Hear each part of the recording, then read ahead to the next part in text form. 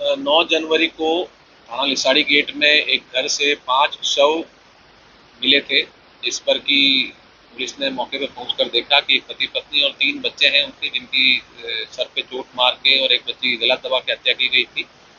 इसमें मुकदमा दर्ज किया गया था। 3 नामजद अभियुक्त थे और उसमें अलावा विवेचना के दौरान एक और अभियुक्त प्रकाश में आया। 2 अभियुक्तों पर 50,000 के इनाम किए गए थे।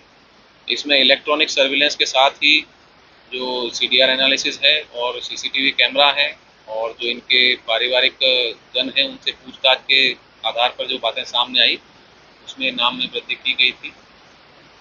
आज सुबह थाना लिसाड़ी गेट में ये मुखबिर के जरिए सूचना प्राप्त हुई इंस्पेक्टर लिसाड़ी गेट को कि जो मुख्य अभियुक्त है नईम, वो पुनः वहाँ पर किसी घटना को खारिज करने के उद्देश्य से आ रहा है, जिस पर कि पुलिस पार्टी ने वहाँ पर घेराबंदी की और इसमें आपसी फायरिंग हुई।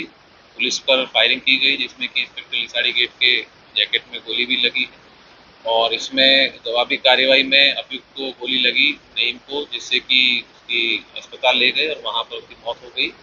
इसके ऊपर 50,000 रुपये का पुरस्कार घोषित था और पूर्व में इसके ऊपर 2 हत्याओं के मुकदमे अभी तक संज्ञान में आए हैं और कुछ अन्य मुकदमे भी चोरी इत्यादि के सामने आए हैं।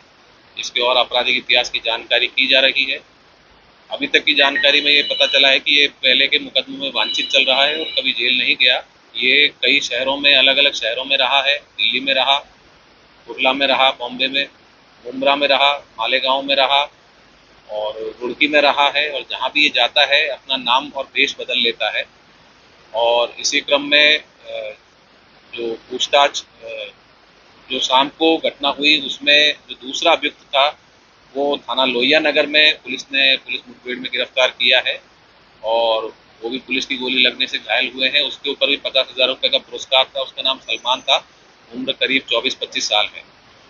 ये दोनों पिछले 15 साल से साथ में थे और सलमान जो है नईम का दत्तक पुत्र बताया गया है परिवारजनों द्वारा। इसमें जो पूछताछ की गई घायल अभियुक्त से, पूछताछ के दौरान उन्होंने स्पष्ट किया कि नईम के द्वारा अपने भाई मोइन को, जो कि मृतक था, उसे 5 से 6 लाख रुपए कुछ वर्ष पूर्व उधार दिए गए थे।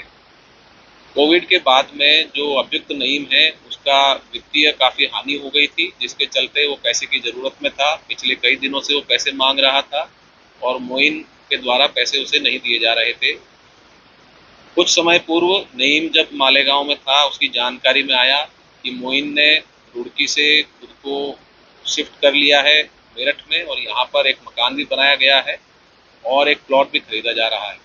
इस बात से उसको काफ़ी गुस्सा आया कि उसके उधार के पैसे न दे